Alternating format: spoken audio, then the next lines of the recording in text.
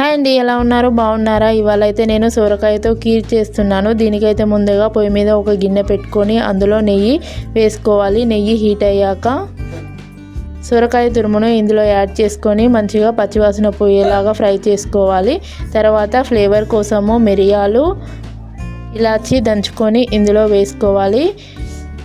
తర్వాత సాబుదానా బియ్యంని ఒక 1 అవర్ పాటు నానబెట్టుకొని ఇందులో యాడ్ చేసుకోవాలి.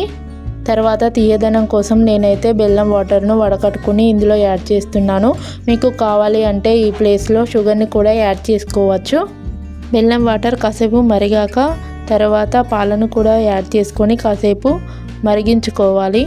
మీకు మరింత టేస్ట్ కావాలంటే ఇందులో కస్టర్డ్ పౌడర్ను, డ్రై ఫ్రూట్స్ను కూడా కలుపుకోవచ్చు. ఇంతేనండి, ఎంతో ఇష్టమైన కద్దు కా కీర్ రెడీ.